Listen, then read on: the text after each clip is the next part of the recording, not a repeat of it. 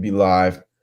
All right, we should be live right now. So for you guys tuning in, start off the interview to let you guys know to make sure you guys give me a follow on Instagram, iHoopsFL. It's where I post all the highlights, all the best clips from any of these interviews. So definitely give me a follow on there. But anyways, yeah, let's get right into this interview or into this conversation. I guess we could say. So you told me you're from Arkansas. I mean, there's not many Hoopers from there. Like, what's it like, growing up there and living there? Man, it's really all you got to put in hard work when you get in, man.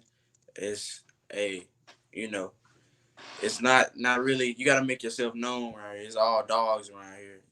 Like you you just gotta put in work and make yourself known because we really don't get much hype around. Like you got California, you got Florida, you got Texas, all those big states. So we have to show out when we go like to camps or we have to go to tournaments or big tournaments. So that's how we get our recognition. Yeah, and about like living in Arkansas and getting recognition. So wait, this is crazy. Yo, I'm actually somebody in the interview right now watching this. This is like my first like live viewer, so that's pretty cool. But uh, it's just because I don't advertise my YouTube channel like that. I just kind of make it as more like a website for me to have my interviews in one place, which is how it works. Oh yeah, I know who Max Greenwald is. Yeah, I know who that is. But anyways, we won't worry about these comments. But I was talking to somebody he's a soccer player at UCF right now, University of Central Florida, and he explained how like for soccer, there's a lot of guys that just fly under the radar forever and don't get recruited at all. Like they could be like pro level, but they just never did the right things to get themselves recruited. Like for basketball, it's more if you can hoop, they'll find you. But is that kind of the case for those Arkansas Hoopers? Like, are there a lot of valid Hoopers that you've seen just maybe never went to any of these big tournaments and just kind of flew under the radar for all their careers and now don't really play basketball anymore? Yeah, we have like a person from Little Rock. He's one of the coach's son. I think he plays for Auburn. He's gonna be like a top 25 draft pick coming out next year's draft, and I think he was really underrated in high school. And I think when he got up to Auburn, he proved himself that he can really play with the Power Five, big SEC schools. That he can really hoop, and he showed himself out. So he'll be a top 25 draft pick coming up next year, or maybe even lottery. Yeah, wait, who is that? I think his name is Alex Flanagan or something like that. I forgot his name. Oh, wait, does he kind of have like not like long hair, but kind of like poofy hair? Yeah, him. Yeah. He was pretty. I personally like. I always enjoy watching Auburn play. Like, at least in the past couple of years, like it's gonna sound kind of bad because their games are always so close that it's always entertaining to watch them play. For some, they always keep them close. But did you happen to watch Sharif Cooper today? Yeah, I seen he had a great performance today. Great. Yeah, it was pretty crazy. Like, and honestly, like I don't know if you like have heard. I mean, people kind of talked down on him throughout high school. Like they were saying he wasn't gonna be that good in college. Like everything I watched, like no one was saying he was gonna be that good in college. And then all of a sudden, like, and then he's getting all this hype like coming to this game, and I'm like, oh, like this can be very interesting. And he ended up playing really well. Yeah. So I was genuinely super impressed by that. Yes. Yeah, but sticking to those guys like flying under the radar, I mean, even him, like get the opportunity to play to Auburn, in my opinion, that's not really flying under the radar. Like, have you seen players, go with zero offers and just kind of have to stop playing basketball after high school just because they just, didn't get the right didn't get the right national attention? Yeah, it's many players, especially on this side of the state, Eastern Arkansas, where I stay at, and I go over to Memphis a little bit. It was a lot of players that had a lot of potential, but they just couldn't figure it out or do the right things and just ended up in the wrong place at the wrong time. Yeah. So what would you say you've done? Obviously, like, you're still young. You're in 2023, but what have you say that you've done right to get yourself to where you are today in terms of exposure? I think my work ethic is one of the most highest out of the nation and the state. I think I work out every day, 5 o'clock in the morning. Get up, go jogging. I stretch. I mean, you got to stretch real good. I stretch. Then we got practice like for 3 or 4 hours a day, and then after that, I go right into a workout with my strength coach. So I mean, I put in the extra work to get better. So, Yeah. And obviously, like when you wake up at 5 in the morning, you see the results. I'm sure it pays off, but does that ever get tough? Like I ask this to a lot of players. Like, does that ever get hard wake up at 5 in the morning. Like I even this is gonna sound like a wimp, but we have practice like last weekend we had 2 weekend practices at like 8 in the morning. No, sorry, 9. So I have to wake up at 8 because you got to get early, like at 8:45, because that's what it means. Practice at 9, get there at 8:45. I had to wake up at like 8, and I was exhausted both days. Like after, at like, oh no, it was because I had like a late night the night before, and then I had to, go to bed like late again, and then wake up early for practice. Like I was beat. Like I honestly didn't want to go. Like of course I knew it was gonna get me better, as a basketball player, like because I want to be a coach and everything. But I was like exhausted waking up in the morning. Like I didn't think I could do it. Does that ever get tough for you or no? It was tough in the beginning, like coming out I played up ninth grade. I played senior high when I was in ninth grade, and it was a challenge. But once I worked my way through it, and just thought it was all mental. Once you get past that mental point, it's all go from there.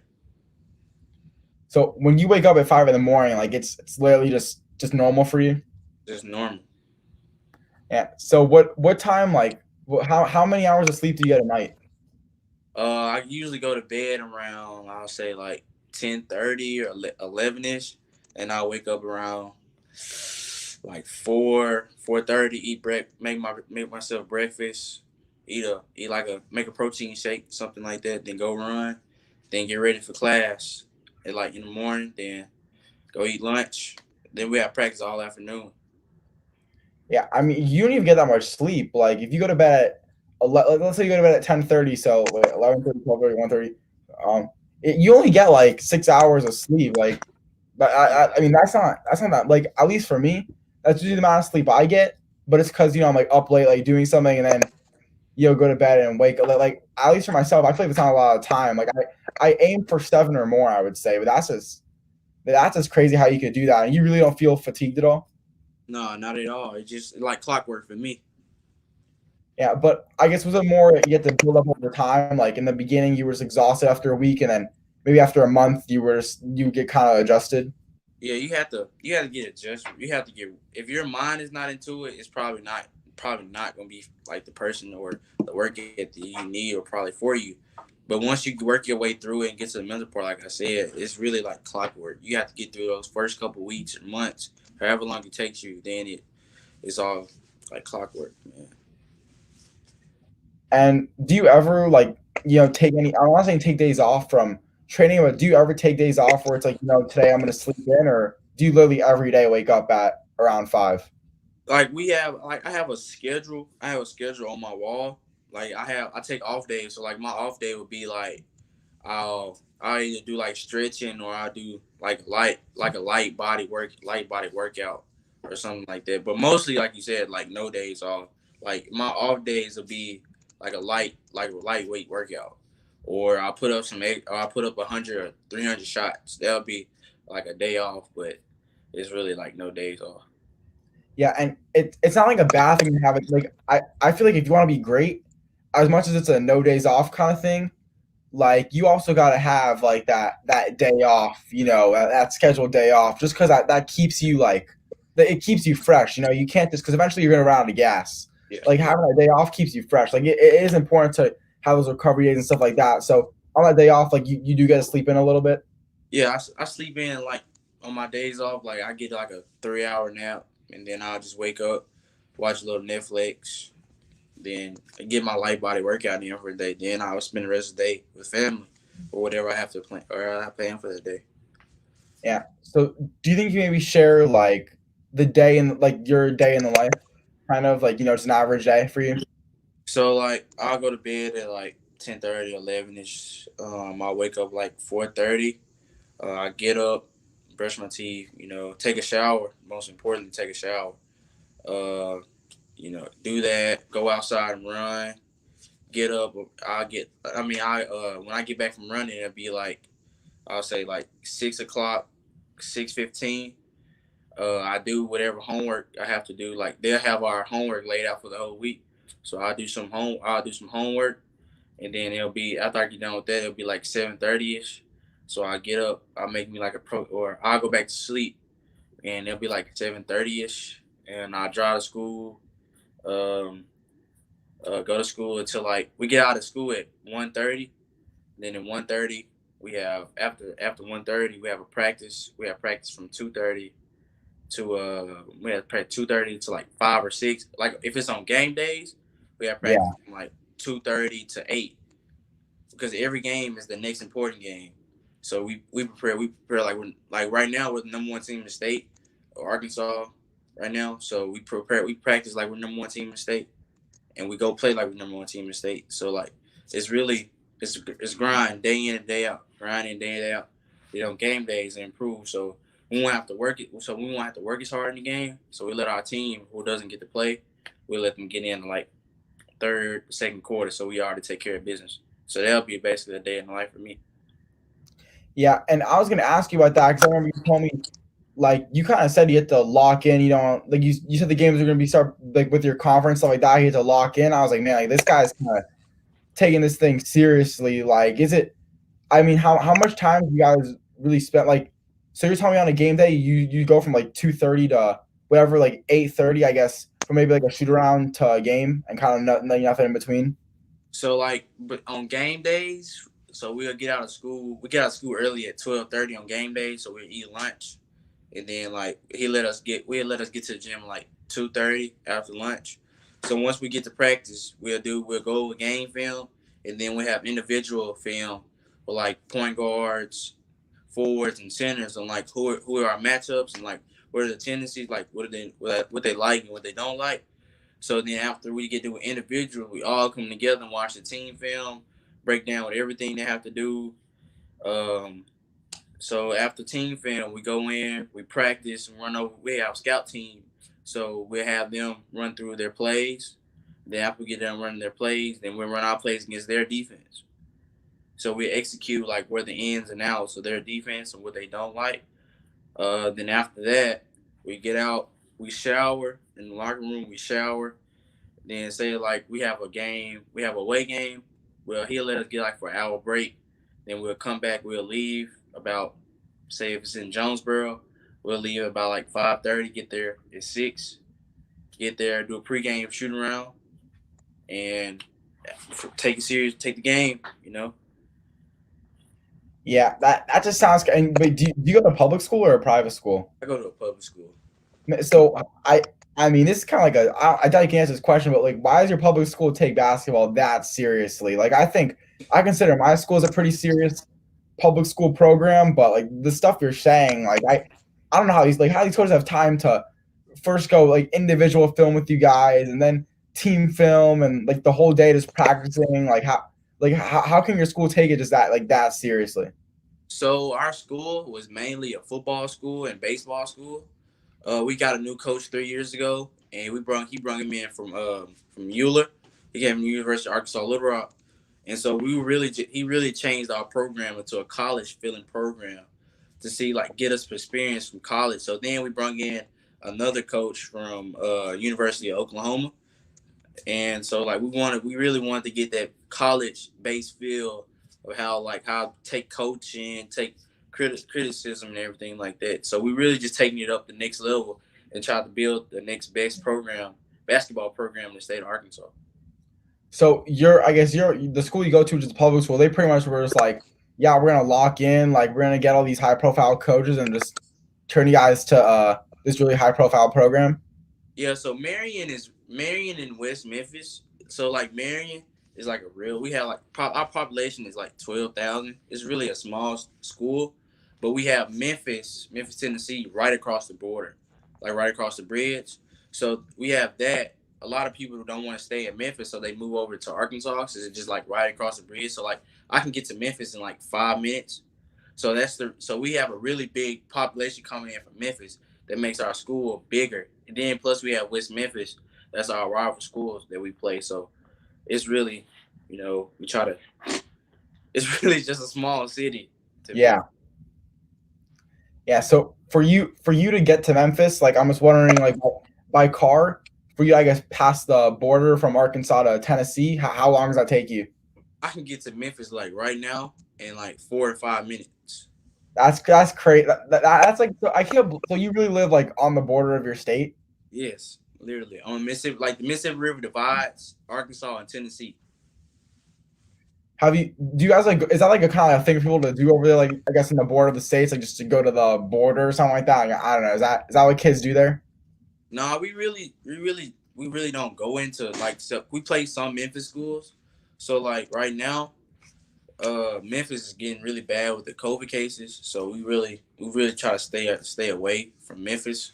But like on normal like last summer, we'll all just come together and like we'll group up on the bridge and then like we'll take pictures on the Arkansas border in Tennessee, or we'll go on Bill Street. Yeah, that's just crazy. Like living, like I mean, where I live, I don't really live near a border, but like I just can't like I just find it so cool when I'm driving through states how, it's like you just turn around and you're like, wait, that's Florida. And then all of a sudden I'm like, oh wait, but now I'm in Georgia. Like I don't know. I just find that that pretty crazy. But I'm wondering like again, going from those like super long days of practices, I don't know how it's like at the college level, but I just can't see how that could happen. I feel like you need that break in between games to just lock in on yourself mentally, like without playing basketball, to sit and listen to music or to sit on your phone and watch like NBA highlights, something like that. Like, I feel like it's honestly necessary to getting wins. Is just having that little bit of a like that decent amount of alone time, not just maybe an hour in between, like like maybe 2 hours, like 3 hours, just in between maybe a shoot around to a game, just to focus on yourself and freshen up. I like does that is that was that challenging for you guys to just go from like practice and shoot around and film and then game like just like a nonstop basketball day? No, it's really just our like my teammates. We really just bought into the program. We have to get used to it from changing from a new coaching that really didn't give us that college experience. So we just bought into the program and we just learn. Just take every day by day, get 1% better each day.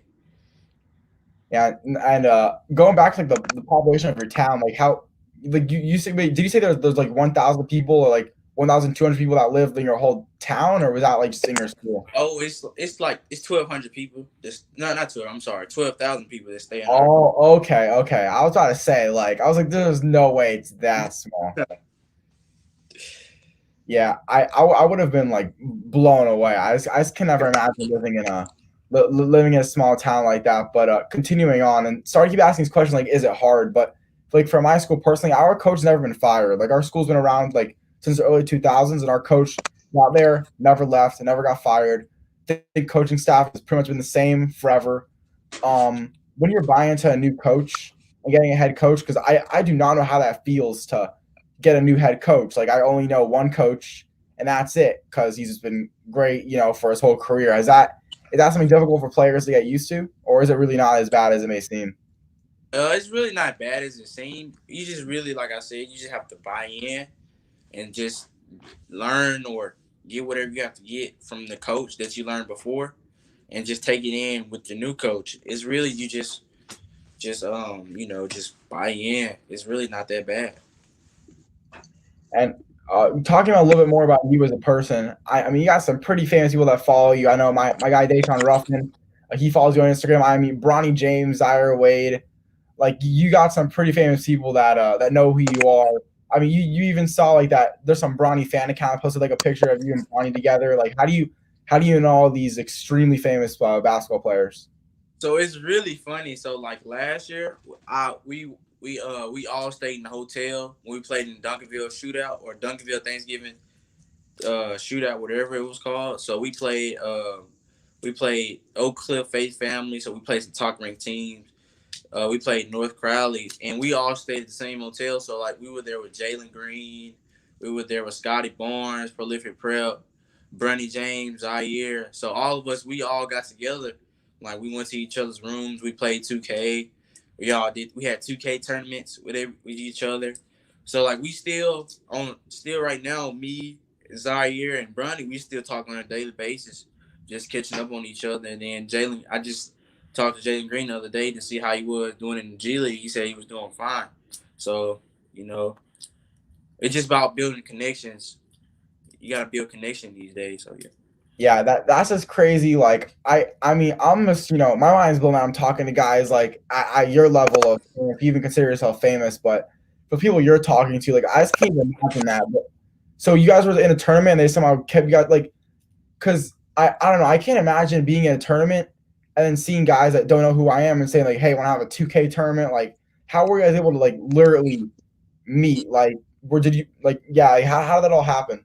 So we all stay on the same floor. So prolific player stayed on the other end of the hallway. Then it was us, and then it was Sierra Canyon. So we all so like one. I think after a game, we had all just got back to the hotel, and I think it was like the last day of us being there, and so we just all linked up and we got into. I think we split each other's rooms and we played 2K until like 3:30 until Sierra Canyon had to leave, and then that next day I think they played on ESPN and Bronny James hit the game winning shot, and Prolific Prep had played in Kentucky in the grind session. So we just all linked up and just build connections. Yeah, and obviously, like again, you're not like a complete loser. I mean, you obviously got some fame to your name as well. But talking to those guys, like, were you at like maybe a little bit of shock too? Because there's not another level of fame. Were you like, yeah, these are people I associate myself with now? Is that's something cool for you? Yeah, it was very cool for me. It was a lifetime experience because most people around this area don't get opportunities like that. So it was just a blessing for me, and to show that I'm not the only one that can do it. They come from my town, so it was just really honestly a blessing. And was that like, did you ever have any sort of like confrontation with Bronny before you saw him? I guess at that tournament, or is that Yeah, your first day meeting him and all that? yeah. I had met Bronny before all that. So when we got together, it was just like we were best friends. So Yeah, I met Bronny. We played in the championship game in the Bigfoot tournament, and I think it was eighth grade or seventh grade, and we lost to them by 1 point. But he told me I was one of the best players that ever played against him. I think I had like 25 that game. Then my team, we had a great. We almost pulled the game out, but it was just that LeBron coaching from the sideline. He was getting all the you know getting on the calls and everything. So yeah. Was that something you? I mean, like it's LeBron James. Like, were you at all kind of mad, like that he's kind of getting that favoritism in a way, or are you like, yeah, I mean, there's nothing I could do about that. yeah. It was really lame that he was getting all the calls because like we thought everybody should get the same call no matter who you are. But it's LeBron James, so he was his son, so he was gonna get the calls. Yeah, I mean, at the same time though, like I'm sure there was a good chance that the calls could have been the right calls. Like Yeah, people yeah, yeah, yeah, people yeah. don't want to say. I mean, the refs. Like, people complain about rankings, they complain about all this stuff, but at the end of the day, they're getting paid to do what they do. Like, you're not, so I'm assuming they probably know what's going on. When you see like LeBron James, at your game, I mean, is that at all nerve wracking for you? It wasn't really that nervous because I played in the atmosphere like that before. But Yeah, but it's not even the atmosphere. It's LeBron James, like one of the greatest basketball players ever, to be like staring at you. Like that really wasn't a big deal. it was a big deal because I know my dad had played in front of and I was there too. My dad had played in front of Barry Sanders and Deion Sanders, everybody like that. So it was really just another game. I wouldn't say like another game because it's LeBron James, but it was really just another game for me. Not trying to be cocky. Yeah, I mean, it's not cocky at all. It just kind of shows like your mentality. I honestly, I don't know. I think I have a good feeling. Like I think if I ever play LeBron James, I think or not, if he was in the crowd at any of my games, I think I would cry. I think I would be like, I'd be like, I would just be like, I think how do you describe this? Like, I wouldn't know how to act. Like, I'd just be going crazy the whole time. Like, I can't even describe to you how I'd be acting. Like, I'm almost like such a big fan of his because I remember I saw him in person. I was at a Heat game, and like there's this thing where you could sign up to like high five the players. So I signed up to like high five the Lakers players, and he comes out, and my jaw is dropped like ginormous. Like I couldn't believe it, and then I'm like screaming the whole way back. I mean, I'm not even like, joking with you. I don't know why I acted that way, but just kind of happened. Like, it's this guy you see on TV the whole time, and yeah, he's like right in front of you. Like, you would never expect to be, you know, breathing the same air as this guy. So it's just crazy. Yeah. And you talk about how it's important to connect with those players and stuff like that. I feel like for me, a guy trying to get into the industry, like it's important to make connections and meet people. But for you, like, why was it important for you to kind of connect to some of those top players? It was really important because like nowadays you have to have the right connections to get in to like the top 100 camps or Pango's All American camps. So it was just really building connection because you really don't want to burn your bridges early before you cross them. So it's really just building relationships for the future. And what sorts of guys would you say you're like super tight with that aren't in that Arkansas area that from all over the country? You think you built a pretty solid relationship with so far? I built a really solid relationship with Zaire, Bronny, and Jalen Green, but my really tightest relationship I would say is with Bobby Portis. That plays for the Milwaukee Bucks. So he and Malik Monk that plays for the Charlotte Hornets. What you like you know him like personally? Yes, Malik Monk, his hometown is like I want to say like 30 minutes from here, and I play on his AAU team. So we really got that. We really got the connection. Then Bobby Portis played at Hall High School, where my coach coached at, and then he went to Euler. So it was really a bond connection. He talks to me every day about the games or how it's like in the NBA, and it's really cool. And I honestly asked him, could I be with him one day? Just going like a road trip, but he was like doing like all the COVID restrictions and everything is kind of hard.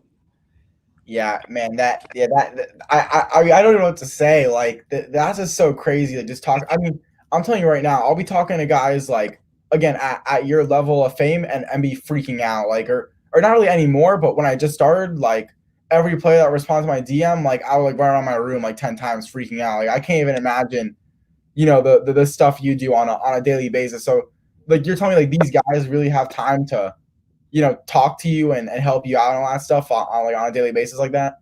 Yeah, it's really a blessing. I mean, like I said, like most kids from this area, East Arkansas or Southern Arkansas, really don't get that much exposure. So I just try to put on for what I can, for what I can for these kids around Marion and West Memphis, because it's really not that much coming out from this town.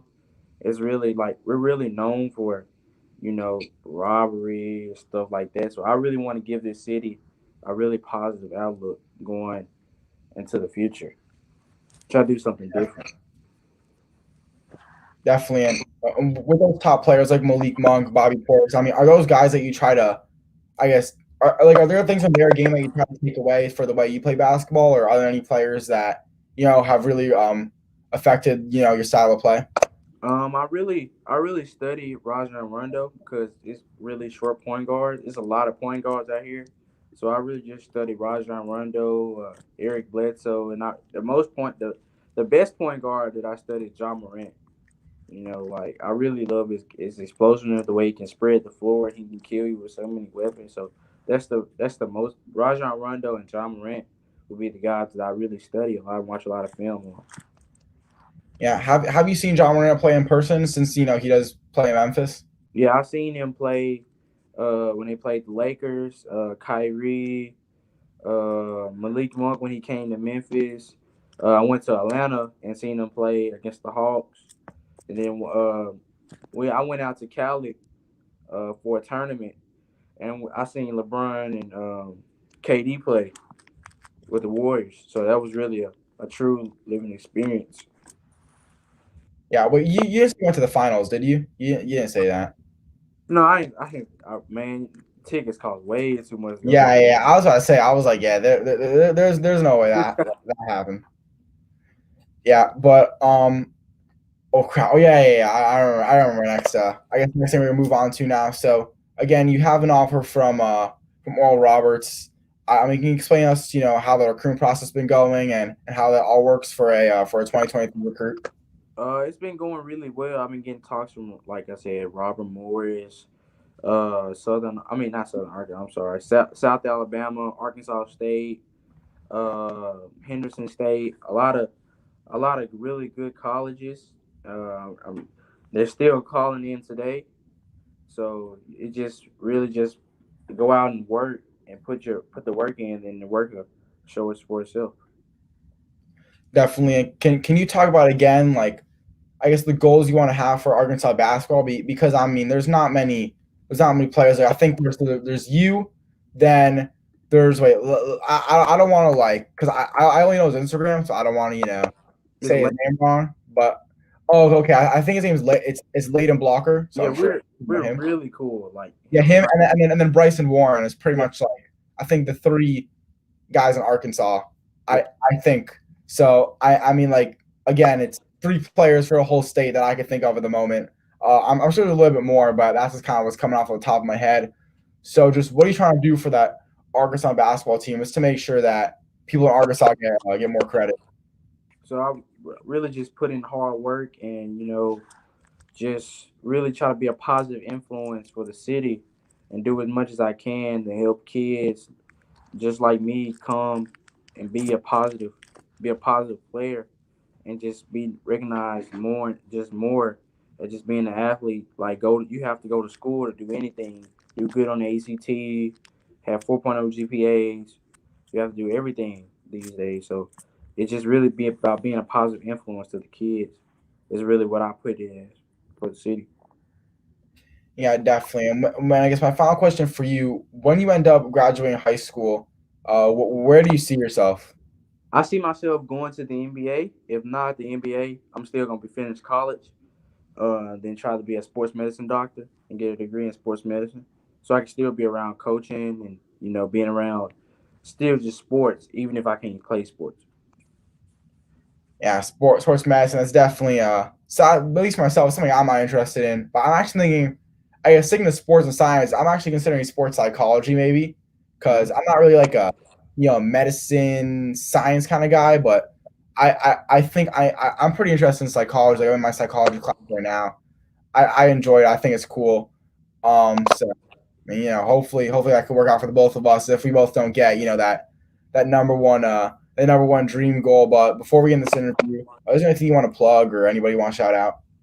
I want to shout out to my number one God, man. He makes everything possible. And without him, I couldn't be nothing. Then I want to say thanks to my parents that let me have the ability to play the game of basketball. And number three, I want to give a shout out to my coaches, my coaching staff, and my friends, and just really want to thank them for just involving me as a player and involved me as a point guard and being a leader out in the communities and stuff like that. So those are my shout outs. Definitely, man. Well, anyways, I really appreciate you taking your time coming on here. Hope this interview went okay. Kind of did like a different kind of style. It was. I'm not gonna lie. Like I'm a little bit embarrassed myself, but I couldn't. Some of the stuff you said, like my brains couldn't process like that for a couple seconds. Like not in terms of I got what you were saying. I was just like so blown away by some of the stuff you said. But hopefully it comes to reality for me too one day because that'll just be crazy. But yeah. Anyways, guys, make sure you guys give us a follow on Instagram at Jayden Forrest with two Y's in Jayden. And I'm at iHoopsFL. And anyway, so 2023 Marion High School point guard Jayden Forrest. I'm Isaac Fleischer, and this has been another iHoopsFL interview. Peace out.